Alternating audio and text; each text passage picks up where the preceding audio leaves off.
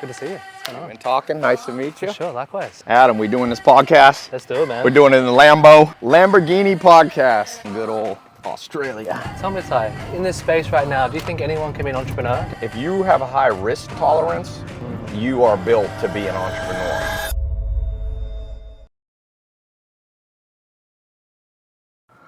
Let's do it. Australian weather. Australia. What's happening? Good to see you. Good to see you. What's going on? Been talking. Nice to meet you. Sure, likewise. Yeah. Adam, we doing this podcast? Let's do it, man. We're doing it in the Lamborghini podcast. Carpool karaoke. Here we go. Got to get in on the opposite side. Don't forget, in good old Australia. Oi.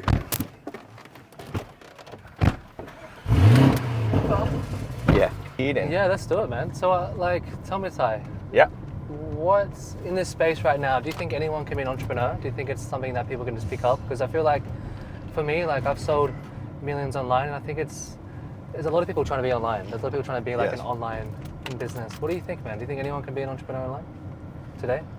Well, anybody could be an entrepreneur, but not everybody should. I mean, anytime you talk in generalities with humans, Homo sapiens get genetic diversity in terms of mindset, risk tolerance. Actually, the interesting thing I've been studying a lot, I own a psychology company separate. A lot of people don't know that, but my advisors who are, PhDs in evolutionary biology and psychology, they're like, don't forget risk tolerance. So some people genetically are high risk tolerant. If you have a high risk tolerance, you are built to be an entrepreneur. If you're a large entrepreneur, if you're a mid-size risk tolerance person, you should have a medium-sized business. Now, I know a lot of people will disagree, and obviously there's exceptions, but there are a lot of smart people out there who are lower risk takers. In fact, the richest guy I've ever had give me advice and mentorship is Steve Ballmer. He's worth, I think, $109 billion. And he told me, he said, Tai,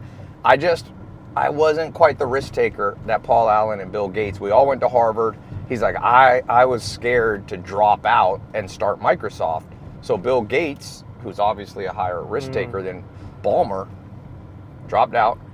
They went off, started Microsoft. A couple years later, Ballmer graduated and then decided to go and work. And he was an employee / co-founder, but it was more of an employee, and he ended up with $100 billion net worth. So the path should follow your genes and your environment, your genetic disposition. And people don't like to talk about genes anymore, but it's a huge mistake. And nothing dominates your life more than your genes.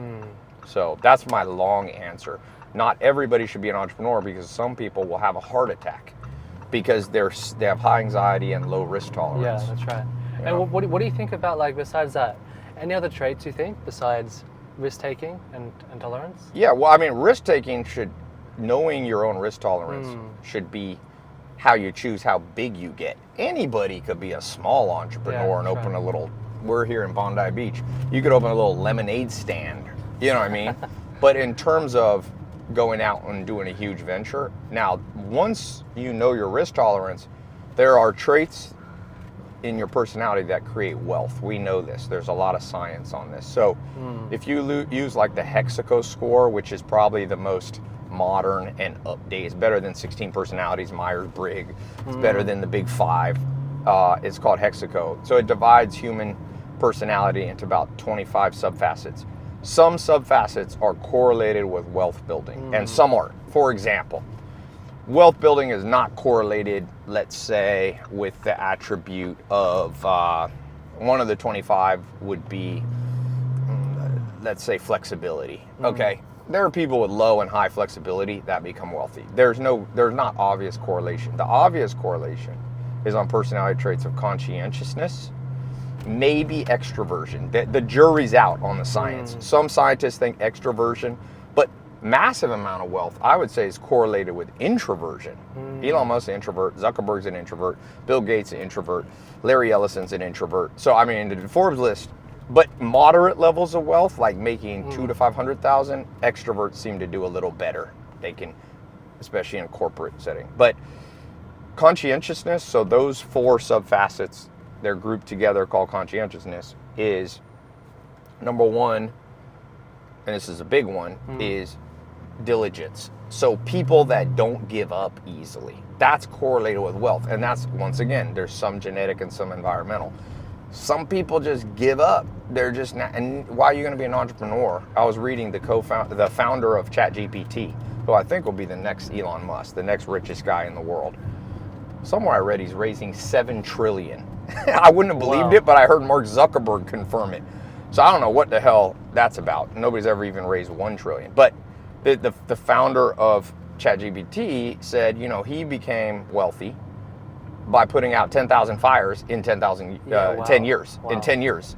So he was saying, like, his wealth created by not giving up. Very few people are going to stick to something for 10 years that's not easy. Yeah. So diligence will be number one. That's under conscientious, subfacet. Another subfacet would be called prudence. So prudence is being wise. By the way, let me turn these off. I went out on a date with a girl and she's like, oh, I didn't know you were hard of hearing, because I had these on the whole time. And what is that? These are just better headsets that don't go in. I don't like AirPods. It's not healthy to have stuff in your ears. Yeah, so these, anyway. I've endorsed this company so much, I need to reach out, pay me. Shocks, they're called. I make no money off it, but I should endorse them. I see people walking around, I'm like, where'd you learn to get this? They're like, oh, I watch your podcast. So anyway, the second trait would be prudence. Prudence is sometimes called wisdom, but I would say it's good decision making. Like, I have one friend, this dude, no matter what, is going to make the wrong choice. It's insane. So it's like, he's a good looking guy. So I remember 2 hot women that like him, okay? Which one's he going to choose? Of course, the psycho nut job. I'm like, bro, he got married. And I remember telling him, this one girl was in love with him, who was the perfect wife material, okay? I'll never forget. I went down to Florida. We're sitting at a lunch, and he introduces me to this girl. I'm like, who is she? She goes to the bathroom. I'm like, who is she? He's like, oh, I'm going to marry her. I'm like, bro, what are you? Like, I could instantly tell they were a horrible match. Yes. And he had this other girl. I'm not even going to say names, because if he ends up listening, he'll realize I'm talking about him. But he had this other girl that is like, if you had to design a personality, looks for a long-term, like, wife and kids, nicest woman, beautiful, like, just like a man. Men have their own dream wife. Yes. She was a dream. He marries his other chick who's basically his same personality. Yeah, Anytime you marry or date yourself, you're eventually going to get on each other's nerves. I was like, you're dating yourself. End up getting married. Horrible divorce. They don't even speak to each other. Kids get caught in between. So when it comes to women, he has low prudence. He's going to walk. There's 2 doors. One's got a chest of gold. One's got a dragon that's going to blow you up. My friend will always be like, oh, I think I'm going to go this way. Bah! So he's an entrepreneur. You know, he's probably a millionaire, but he's going to have a hard time being worth more than 10 mil, because he always makes just fucked up decisions. Can prudence be taught? Everything can be taught a little bit, except eye color. They say eye color is 100% genetic. Hair color, skin tone, that's 100%. Although people are now, environmentally changing their eye color in China with this whack job surgery, so people can have blue eyes and shit. But anyway, so that's the third trait. So by the way, prudence. This is the one. I've had a lot of people work for me in my business career. I've had in 1 year 8,000 people reporting to me. I've had little companies and large ones, and that is the wild card. If you look at a guy, let's look at the wealthiest person really in history, at least modern history, is really Mark Zuckerberg, because you got to age adjust wealth. So, he was worth $100 billion by 37. To put that in contrast, Elon wasn't even $1 billion until his 40s.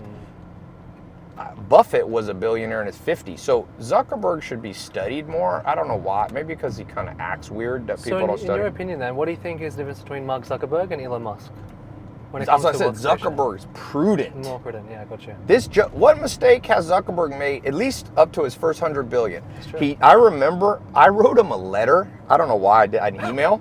When he turned down $1 billion for Facebook. This is like 2007 or something. I was like, dude, you're like 22, take the $1 billion. I just was like, I gotta write it. Turned out he was more prudent than me.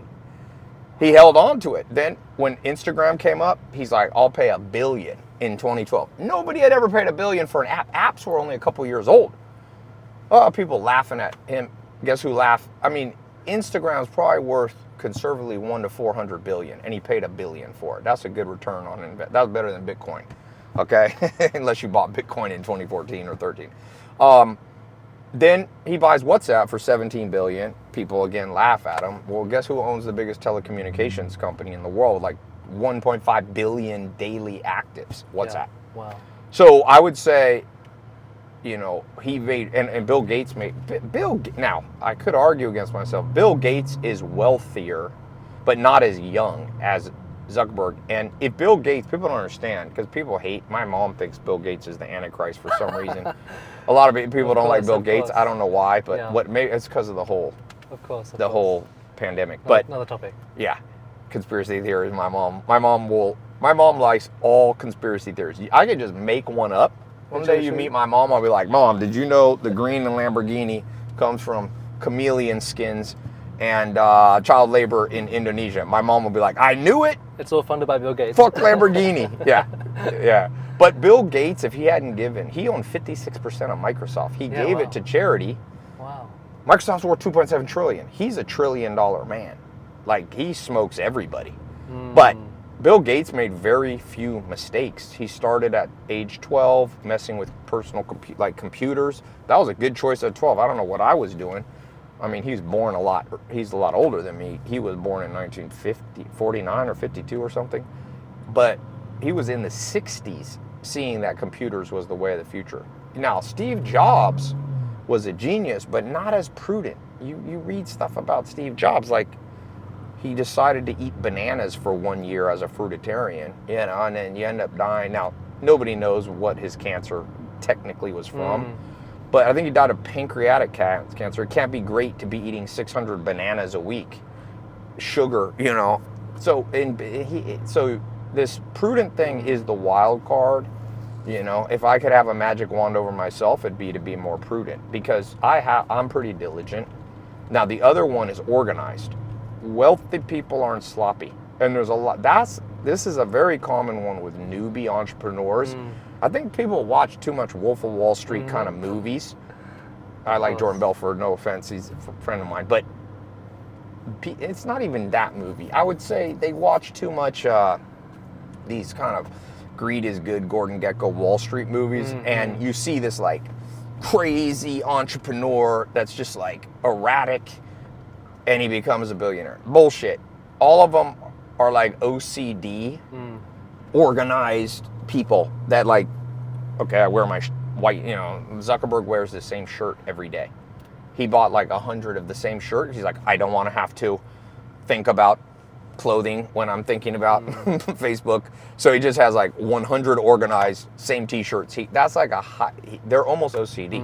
The wealth of the world is being grabbed by all the semi-autistic OCD people, which is predicted by this Hexaco score, because also you have perfectionism is the fourth trait, and perfectionism is just that, double, triple checking your worth. And a lot of people come work for me and I'm going, do you assume you're right? Like, stop it. Perfectionism means you do something, you assume you did it wrong, and you go back and double check. Now people say, well, Tai, can you overdo perfectionism? Not if you're prudent, because then you'll know where to be a perfectionist and where not to be. So that's why prudence holds the four keys all together. It's the glue of the four, you know, of the other three, I should say. So anyway. So how do you stay so organized then? You've got all these companies, businesses, networking events, going out, partying. Like, how do you kind of bring it all together? Routine. I like routines a lot, man. What's your routine, man? So, like, even when I travel here at Australia, like, I come with people. Now, I couldn't do this when I didn't have any money, but when I travel now, I come with like 4 or 5 people. My main my chief of staff, she sets up my house is the same. If I go to a hotel, I just go to the gym from the airport. She'll set it up. Everything's the same. Everything's laid out. Even she brings a label maker with her. So if I go for like 2 weeks to Airbnb, she labeled everything. And so that level of organization obviously is easier if you have an assistant. By the way, that's a good reason. A lot of you should be living in lower cost countries. I just came through Thailand for the first time on the way. I was in Denmark and I flew I had to fly here to Sydney, and I was like, let me stop in Thailand to break up the trip. And when I was there, I was like, this place is cheap. And you could get an assistant for like $400 or less a month. So one thing to help yourself be organized is don't live in too expensive of a place so you can get a couple assistants to help you. You can have a cook. You know, if you live in Thailand, a cook's like $300-400. You actually save money by not going out to eat. And so, you know, systematize your life, because you can do a lot, but you got to be careful of not having erratic variation. Like even I travel a lot, but I mostly travel to the same 3 regions. Like, let's say I'll go Southern California, my farm's on the East Coast, and then like Scandinavia. So I build even a routine. So it looks like I'm traveling a lot, but I'm traveling to places like the house in Virginia, the farmhouse. It's all set up. I leave everything there. Everything. My deodorant is left next to my bed. So if you have a little extra money, you can get an assistant. If you don't have any of those things, then you just got to shrink your life. Like, don't be traveling to 10 places if you're broke. Focus on one routine, going to the gym, lock yourself down, because you're going to need, this is the other thing that the 4 facets, but there's one other wild card. And this I got from Steve Ballmer. I once asked him, I was like, if you had to summarize wealth creation in one word, what would it be? And he's like, creativity. So at the end of the day, you can have those 4 conscientious traits, but if you're not creative, that's the giving birth to new ideas. All wealth is created by giving birth to a new idea, or at least a modification of an existing idea so Elon Musk didn't invent the electric car, but he modified a cool looking one that is faster than anything. Faster than a Lamborghini either. So that's all innovation out of his mind. Oh, this is nice up here. You've been here before? Man, this is a vibe. What area is this? It's like Vaucluse, like near... Okay. Yeah, it's stunning, man. I lived on sea for a long time. I was working on a super yacht. Okay. It's a different vibe, that's for sure. Yeah, that's good. Is that an island out there, or just that's Manly. That's Manly Beach. Oh, that's Manly. Okay. Manly Beach, yeah. Yeah, I've heard a lot of people like Manly. So I guess, what's your day look like now? So like, obviously you do a lot of things. Like, do you have like a structured day? Is it like more like an early worm, night owl? What does that look like? Man, I travel so much. I never, time's relative, like Einstein said. So you never know. It's always early somewhere. So depending on what my jet lag time zone, I would say I'm not a super early person. My dad was a night owl, and my mom was more like medium. So I think some of that, once again, is inherited. But I've tried it all. I'm not sure what time you wake up is crazy correlated with anything. I think that's kind of a myth. I know there's people on social media saying, I wake up at 3 a.m. Dude, I have a mentor guy that taught me how to buy big companies and stuff. And he's like a New York investment banker. He's like 70 now. And he used to work for Carl Icahn, who's one of the richest. He's called a corporate raider. He comes in, he bought bought airlines. He would come in. He's like, I was telling him this theory people have about waking up. He's like, bullshit. He's like, Carl Icahn would not answer the phone until 2 p.m. He slept all the way, worked till 5 in the morning. This is in New York, where usually New Yorkers wake up early because of Wall Street. This guy has more money than all the people on Instagram combined, net worth, saying they wake up early. I've tested that. I woke up once. I was like, I'm going to get up at 3:15 for 2. I like to do mad scientist lifestyle experiment. So I did a 2-month experiment. I made all my company be at the office. All the leaders had to be at a meeting at 4:15. This shit was not correlated with anything except people being tired. That was the correlation. People being burned out. If you want to burn people out, so I don't think, if you're a super morning person like the Amish, then wake up early, but it's not making you that much wealthier. What does make you wealthy is what you do once you're finally awake, and that you sleep enough. So if you sleep in 3 hours a day, you're going to be an idiot. So how many hours should you sleep? Almost everybody should be asleep. I track with this ring right here. I mean, I call bullshit. Unless you're a genetic freak like Arnold Schwarzenegger, okay? Or Donald Trump says he only needs 5 hours of sleep, but that's some kind of Avenger genes, man. Almost all humans need 7.5 to 8.5 of actual sleep. I actually think I built a protocol called the 150 Body. It's like an anti-aging protocol for entrepreneurs. Shameless plug, 150body.com. I don't hardly charge any money for it. But in there, I talk about a whole bunch of what I've seen. I've been recording data on my body for almost since 2012. And you want about 100 to 150 minutes of deep sleep. If you can get, and that takes about 7 to 8 hours, because your entire time sleeping, your body goes through cycles. So you'll be in a REM cycle, a light cycle. And so if you can get 100 minutes or more, or 100 up to 150 minutes of deep sleep, that's the game changer. So for some people, they might need 10 hours of total sleep. For some, maybe 7. I don't think you could do it less than 7. There's, like I said, there are a few genetic freaks out there, but I'm like, bro, you're not Arnold Schwarzenegger. So what are like the main principles you have at the moment with your health? Like, what do you focus on? So gym, obviously, exercise. I think sleep. I call it 60-30-10 ratio. I build a lot of my life around 60-30-10. How you invest your money, how you manage businesses. But for health, 60% of your health is literally sleep and food, and 30% is gym, and 10% is supplements. It's basically, a rough one. Recuperation and food is 60%. I know dudes that only go to the gym. There's a guy that I've gotten some mentorship, Greg O'Gallagher, Keno Body. He's a sharp guy, and he just works out twice a week, hard in the gym. But he sleeps and he eats like to perfection.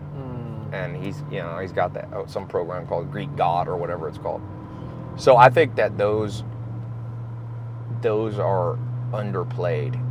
You can't if you do the math on how much you have to work out to like overcome eating a like horrible meal of 600-700 calories, you got to be in the gym 3 hours. You'll run out of gym time, so you can't outrun a nasty. I had this neighbor when I lived in Hollywood Hills. I would go outside, play basketball, and he'd come jog around my street every day. I lived there from 2009 to 2016. This dude, I would say, ran 5 days a week past me with his shirt off. He was fat in 2009. He was fat in 2016. I wanted to stop the guy and go, what do? Do you run and then go reward yourself with 6 packs of Oreos? Because I wanted to be, this guy, you remember Einstein's like the definition of insanity is doing the same thing over and over and expecting different results. I was like, try something else, man. You look horrible. So a lot of people don't realize you have to be a mad scientist with your body. I've tried every diet, vegan, keto, flexitarian, pescatarian, you name, like anything, carnivore, Atkins diet. For me, I've dialed in what works because there's genetic variation. I've dialed in how much sleep I need, how much water, and once you dial it in, then you're just like a machine. So what works then? Is it more like, is it vegan, is it carnivore, is it fasting, is it not fasting? What works for you in health? The thing about if you're trying to make money and you go completely no carb, there's a lot of science that no carbs will make your brain, you become slightly stupid. Yeah. So if you're trying to make a little money, you're going to need some carbs. You can focus on carb timing. I used to train with a guy who's the oldest guy to ever win Mr. Olympia, bodybuilding, Mr. Olympia, whatever it's called, classic. Danny Hester, he would do carb cycling. So if you're trying to lean up, you can carb cycle. For sure, you should control carbs, but you're gonna need some carbs. I've done like keto, sub 20, sub 50 net carbs. You get a little bit of brain fog. So also your muscles get flat over time without carbs. Carbs shuttle in the protein into the muscle. So, but Ben Greenfield's a body hacker that I've been mentored by. His big thing is like timing. So eat your carbs after you work out in the gym, so that there's a window. So there's some simple stuff I've done. Intermittent fasting can be good for a lot of people. Unless you're super skinny, then I wouldn't do it. Some people say there's all these benefits to the cleansing side, but it's hard, man. Bodies are built different. There's ectomorph, endomorph, mesomorph, people that are big stocky guys, people are naturally skinny. So that's why I said you got to be a mad scientist in your business. You find out your daily routine. So you find out, I did the experiment once And I know that me waking up at 3 in the morning does nothing. Didn't work, yeah. Maybe makes you poorer, if that's your goal. If you're trying to get poor. I heard some dude making fun of all these podcasters. He goes, one day I'm going to become a billionaire and I'm going to go on all podcasts and say the opposite just to fuck everybody up. I'm going to be like, I become a billionaire at 30 and what I did, I always wake up at 1:15 in the morning. This is the key, even though he woke up at like 8, I think most people, in general, entrepreneur, I have this 100K program where people pay me 100K to like coach them for 8 months. And I get all these. It's crazy now. In my Tai Lopez database, I have about 80% of every big influencer or modern entrepreneur has all been through my program. Like almost anyone 80% of them easy. And one thing I notice is like entrepreneurs have a pro and con about their brain. The pros is they're higher risk takers. They're not sheep. They don't blend into society. They'll step out of the norm. They'll take some risk, make money, not a 9-to-5 job. But the downside, a lot of them are crazy extremists. I have this one guy that I was just with. Sometimes I do a shadowing. They'll come shadow me for a day. And this guy jumps from now he makes crazy money. He's going to be one of my students. He's on his way to becoming a billionaire. He's probably worth $300 to $500 million already. He's like 32. Started with me in 2019 or 18. But when it comes, he doesn't have a great lifestyle. Because the extremism that he has for business, which makes you money, doesn't translate into a good life. So my big thing is, when it comes to diet, sleep, avoid, like Munger says, avoid extreme ideologies. So waking up at 2 in the morning is, for most people, an extreme ideology. Waking up at 1 in the afternoon is an extreme ideology. Diet, keto is an extreme ideology. Veganism is an extreme ideology. In general, these things don't work. Extremes work sometimes, but not often. It's kind of like, how tall do you want your children to be? Do you want a child who's 3 foot tall, 130 meter boy, centimeters? No. Do you want a 230 centimeter son? Yeah, no. Women don't like guys that are too tall or too short. I mean, it's better to be too tall, but I remember my cousin, I do a lot of stuff with the NBA. Basketball. And there was a good-looking dude came to my house, but he's like 220 centimeters, and my cousin was like, he's too tall. Everything they call this different terms, but an economic term is called the optimal, the efficient frontier. So you have an efficient frontier. When a guy is too short, let's say you're a 5'4" guy. I have a friend, he's 5'4", which is like 160 centimeters. Okay, for those of you in metric. I got it. Now everywhere I go, I got to do metric and imperial. Okay, he struggles with women and he weighs like 60 kilos. He's like a 130-pound guy. Most women, if you're going to be short, you don't want to also weigh less than a girl. Then women really, I've dated women taller than me, but they don't weigh. I weigh a lot. Women don't want to put an arm around you and be like, this guy weighs less than me. So he's on the extreme, and then like I said, I used to have a bodyguard bouncer guy, Chris Benjamin. He's 7'2", which is 218 centimeters. Yeah, wow. He had heart problems, hip replaced.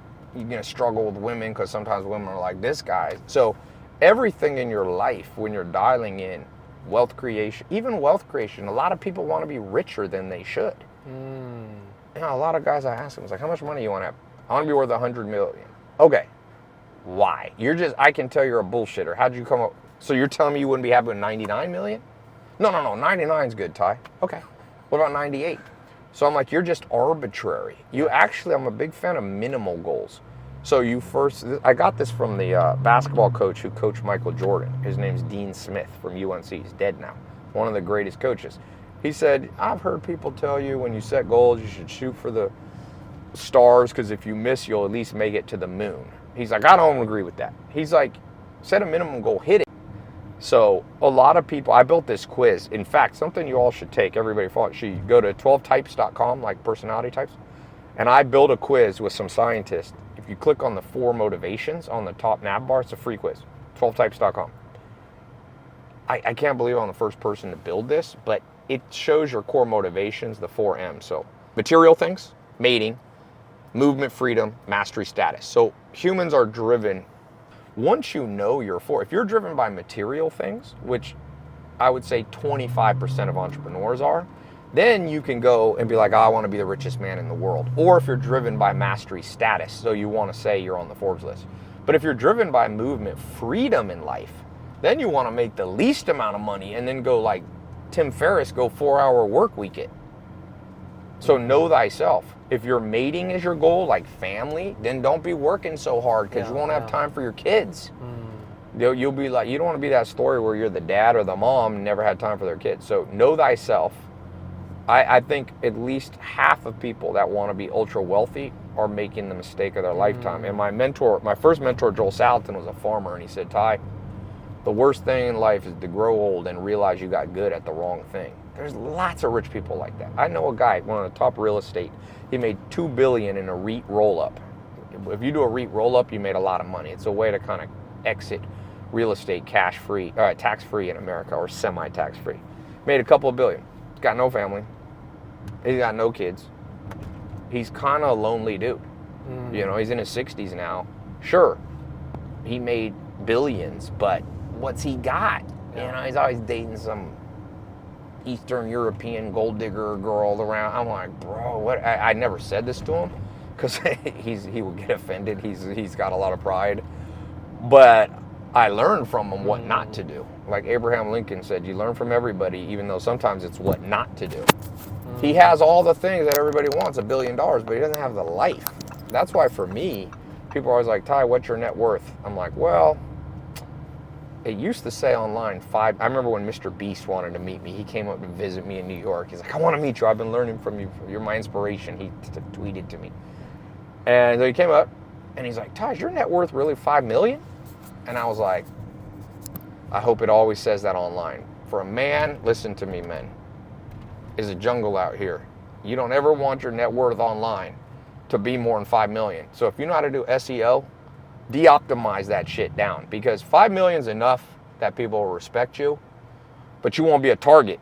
You don't want to be a target for, it can be women and it can be men coming after you. First time I moved to big mansion in Beverly Hills, within 1 week, we had a maid sue me, or she actually sued the insurance. She worked for me one day. She said she slipped on a banana peel. I'll never forget that. They got the lawsuit got dismissed. Insane. That's so funny. One day for her to come in the house and be like, $signs. She's, in the complaint. You know, they file a complaint, bullshit one, that said she was out in the trash area and it wasn't maintained well and she fell on a banana peel. And I was like, welcome to Beverly Hills. So you don't really want to live in Beverly Hills. You don't really want to live in Dubai, except on a covert level. You don't really want to, like, Lamborghinis are good and all that. I like that, but don't build, like, that's why I have my farm life. You know, you want somebody who, like, and especially for men, I can only speak to the male experience. Like, you want women to respect you for being a moneymaker, but do you want your net worth to show 50 million? I don't know what mine shows now. It always has alternated, but I want to get it down. You always want it down. 1 million. If you're under 30, you want to say 1 million is plenty. This bragging right, win on other things. You know, there's so many dudes. I was just in Scandinavia with some friends of mine, these guys, and these guys are probably worth $1 million. But I guarantee you, every billionaire on the Forbes list, if they come spend a month in these guys' lives, these guys have the life. They're in shape, good looking, beautiful women around them. They own fun businesses like hospitality clubs, restaurants. They're living. There's this pickup artist guy, very famous. His name's Mystery. He's like the most famous pickup artist in history. He used to have a MTV TV show years ago. And we become kind of friends. I just was with him in Iceland. I did a podcast. And he said the most interesting thing, we were walking in Finland. On the 5th of May in Finland is like their big Independence Day kind of thing. So we're walking. There's a million people downtown. Finland has the most blondes in the world, natural blondes. So it's an interesting place, right? And I said, his real name's Eric. I'm like, what's your take on making money? He goes, you know, Tai, all these rich sheiks and billionaires, they come and hire me to help them have better social skills, learn to pick up women. He goes, I noticed most of these dudes got rich because they were nerds in high school and no women liked them. So they were like, I'm going to get rich so I can get women. And then they forgot to get good at social skills. So that's called goal hijacking. And so that's why I said you set minimum goals in life. So you go, okay, if I make 10 million and I move to Thailand, I never have to work again. I could work, but I never have to. Now you can work on things that are interesting to you. Write a book, paint a painting, come up with a tech idea that doesn't monetize right away because you're not under financial pressure. Then, if you want to make 100 million, you're probably more likely to make 100 million then. So you set that minimum goal. It doesn't have to be 10 million. And then you should have other goals. I've got I went to Dubai, like 150. I have a big following in Dubai. Everybody who learned to make money online from me in Europe, they all moved to Dubai for tax reasons and other reasons. So I did this thing. It's crazy. One of the guys there just got his company valued at 600 million. He's 29 years old. A real valuation too. Yeah, wow. Yeah, he's worth about 300 mil at 29. Wow. And 4 years ago, he was worth like 100 grand. Yeah, doing what? Is a big tech platform, non-US software platform. Yeah, wow. But what I was going to say is, like, when I was there, I was talking to people, and I go, what do you want? And that's a tough question. That's why I built that quiz. It's hard to know what you want. And for a lot of people, what you think you want, if you got it, you're going to be depressed. It's kind of like when I saw a video of Michael Jordan, he won the NBA, and Kobe Bryant, they win the championship. Then the next day they're depressed because that's not really what they wanted. There's no subconscious motivation in our brain that says sports championship. There is mastery status. Some humans really derive pleasure from mastery status. My highest are freedom and status. I'm a social media person. All social media people are somewhat driven by status, but I'm not that high. 1 to 100, I'm like a 65. What's your lowest? Material things. Material things? People, my famous Here in My Garage video with Lamborghini, when I said what I like more in material things is knowledge, like people thought I was joking. I'm like, bro, that's the truth.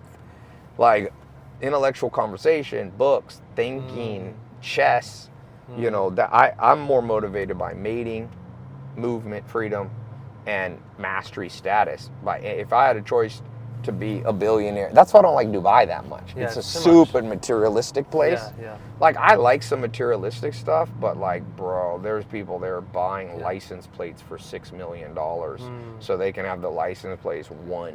I'm like, dude, I think I would lose respect for somebody who bought a license plate. I'm like, look, it's great to have. I'm like, go lift weights or something. I'd be more impressed if you could bench press 500 pounds. So Tai, tell me, you had everyone knows you. I guess most people know you from the garage, Lamborghinis, read a book a day.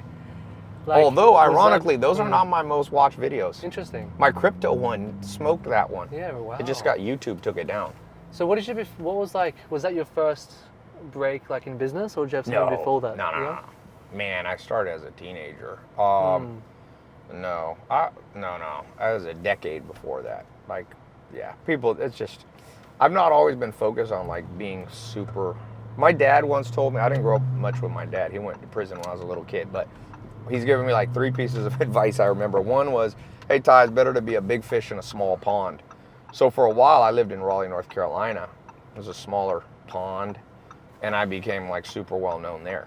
Then I moved to LA and didn't know anybody, and I was like, even though I was born in LA, I went to Hollywood, and I was like, all right, I'm just gonna be well known. So I became super well known just in Hollywood from like I started there 2009 really, and then by 2013 I was well known in Hollywood.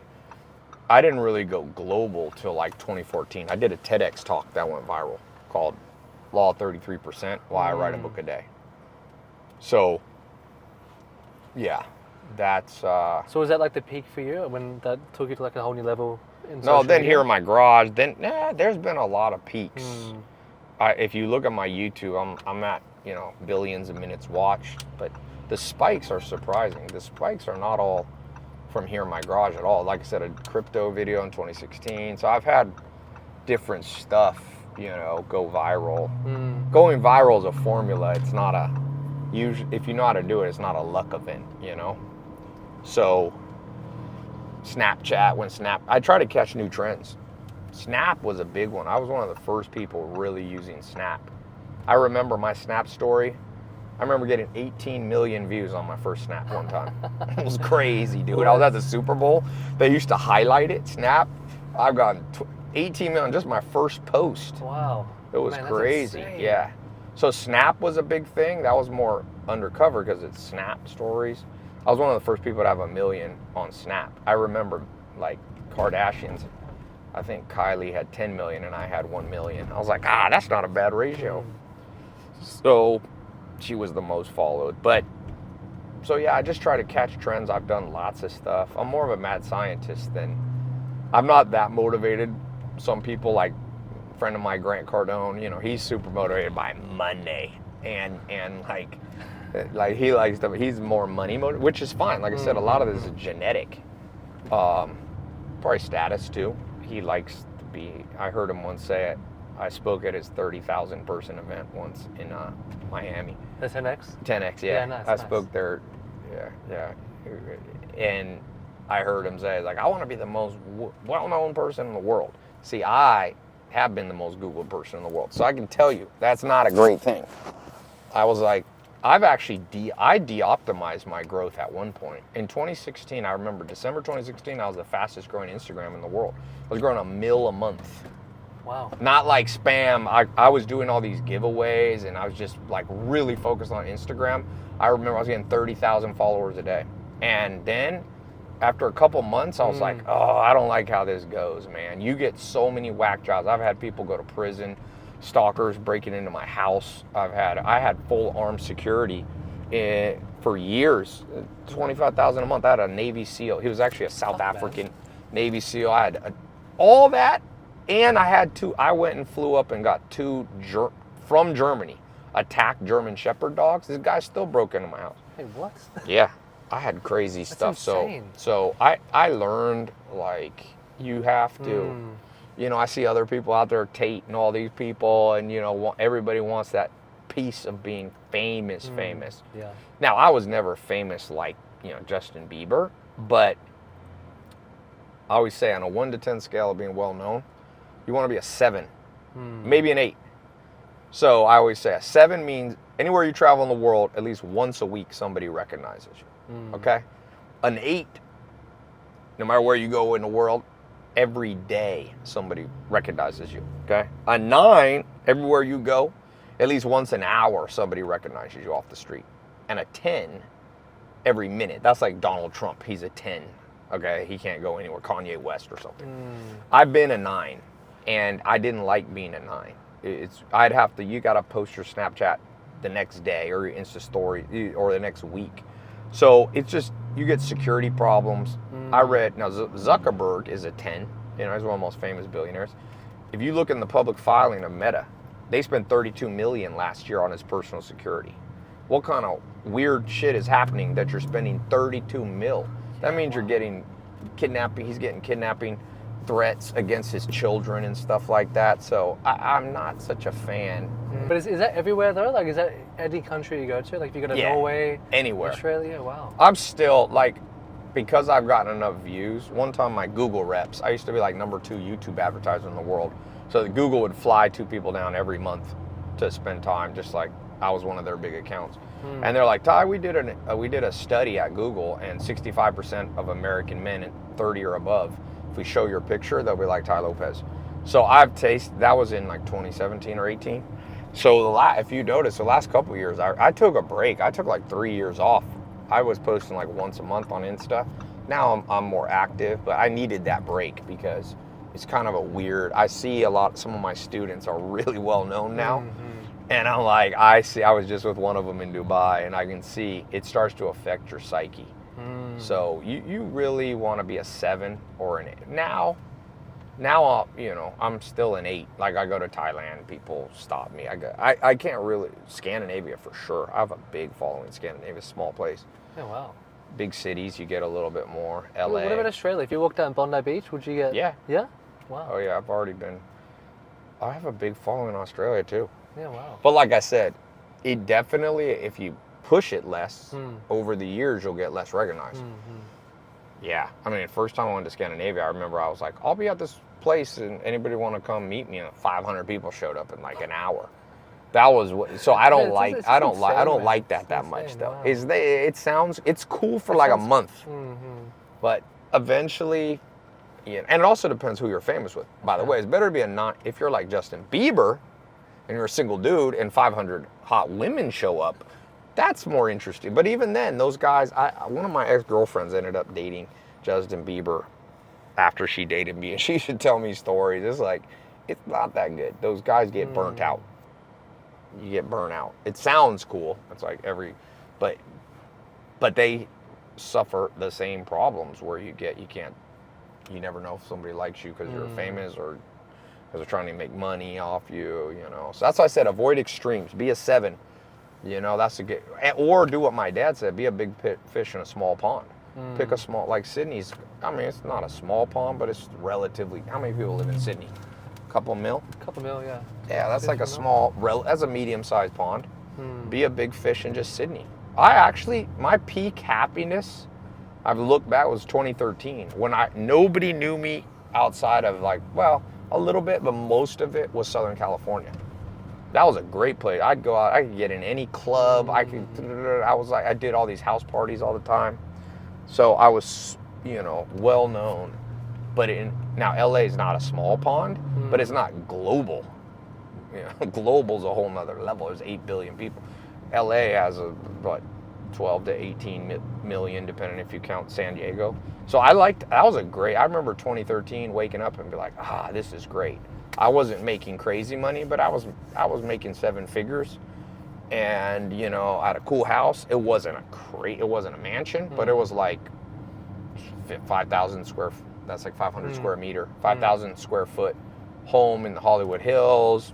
I had that Lambo, I had Ferrari. Did I have the Lambo? I don't even know if I had that one. I had a Ferrari. I had a yellow Ferrari and a Maserati. So it was like, but I had like badass social life. Every Sunday, I had an entrepreneur meetup at my house at 1:00, but it was also like fun. So I had like barbecue, hot women coming. It was crazy. I'd have celebrities, billionaire. That was peak. It wasn't peak in terms of what some people would measure stuff, but that was a good life. I remember waking up. I used to read 3 books sometimes at a time. I'd set aside 3 hours, put 3 books on the bed.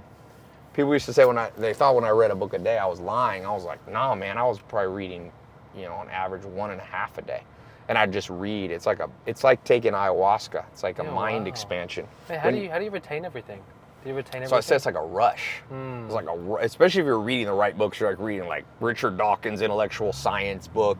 You're reading like self-help book, and then you're throwing in psychology or a Nobel Prize winner or a Pulitzer Prize winning book. It's just like. So I said I've done my own version of ayahuasca. It's like intellectual ayahuasca. But that was all when I was probably a 7. In LA. Outside of LA, I wasn't even a 7. So men are very driven by status. Women are much less driven by status. I've already seen it. I've already had tens of thousands of people take this motivations quiz. Immediately you see the difference in the sexes. The male sex, men are much more, and this matches up with current, evolutionary psychology hypothesis, which is men are rewarded for status more than women. So that's why men do more crazy shit, take bigger risks, fight, die, if somebody cuts them off in traffic, offending their honor, they throw away their whole life and get in a fist fight and end up in prison over a little road rage. So men are driven by status as a whole. There are, of course, exceptions. But if you look at a cohort of 10,000 men versus 10,000 women, you're going to find women are much more driven by mating. Women care more.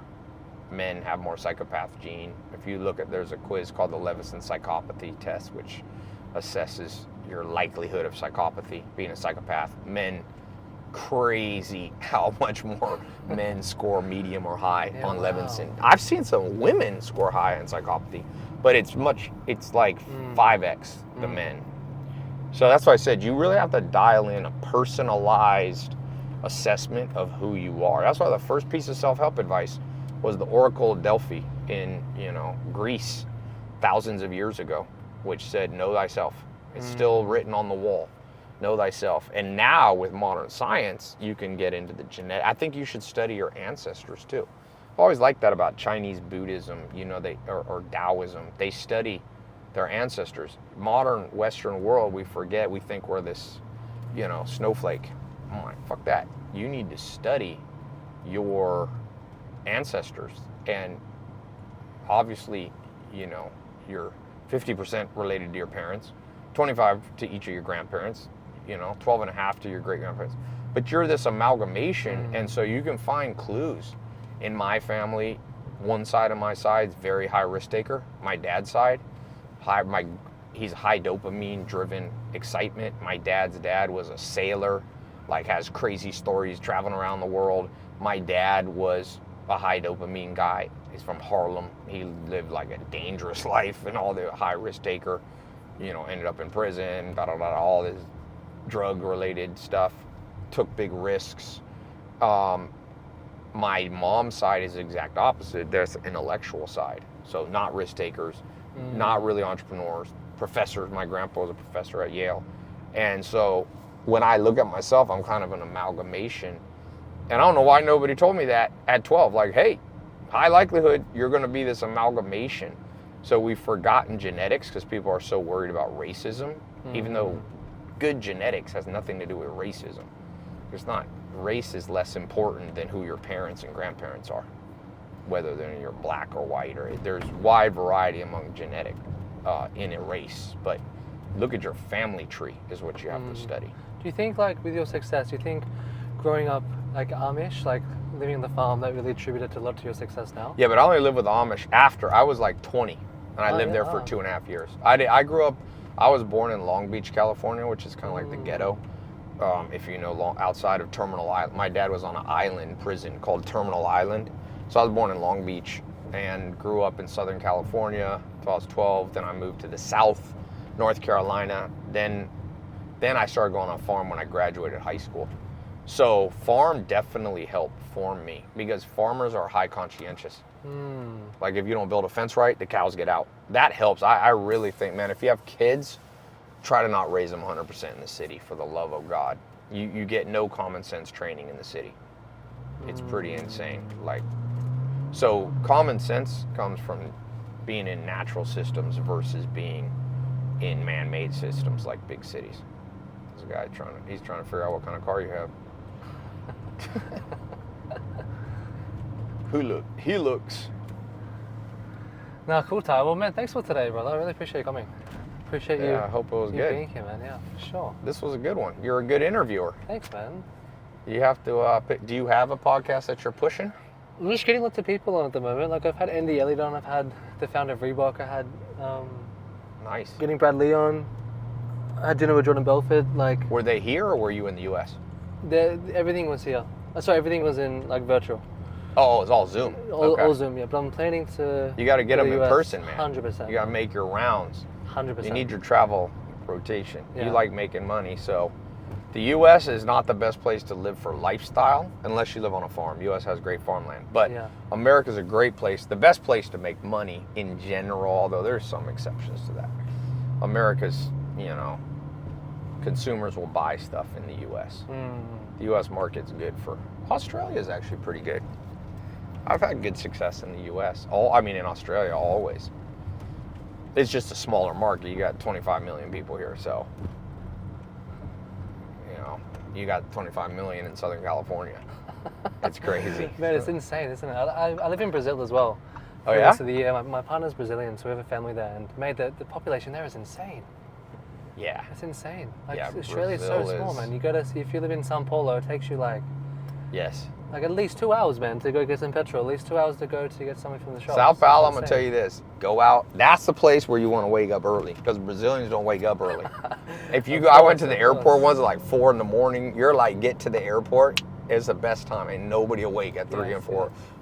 3 in the morning, people are still awake partying. 4, Of course. you could drive anywhere. Yeah, Latin America, I've learned how to.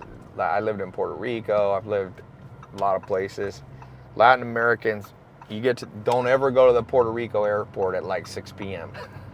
this Puerto Rico airport, you might as well be in the Vietnam evacuation. You ever seen the Vietnam War? They had to evacuate people off the Hilton hotel, people running in all directions, yelling, screaming. So Puerto Rico airport at 6 in the morning is great. There's about 4 people there, including the pilots. Yeah. Know thyself, and that brings up know where you should live in the world. Yes. Quickest way to change your life is change your geography. Yes, 100%. I mean, here we are. Boom. Here we are, boom. Get a quick pass. Get us a kid.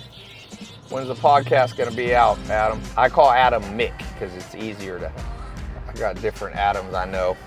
When's this thing out? Mate, 2 days. Oh, 2 days. Let's do it. We're talking about the psychology of success, knowing your genes. So Looking forward to the events you have here. Yeah, so are you going to be at the Sunday Yeah, one? 100%. Yeah. I've got myself and my team. Do these guys work for you too? Both videographers, yeah. So I have my sales team. Yeah, we need to get you doing some US. But when you come, when are you going to be in the US next? I think like November to December, Tai. Thanks, man. Lovely nice meeting to you, meet bro. you guys.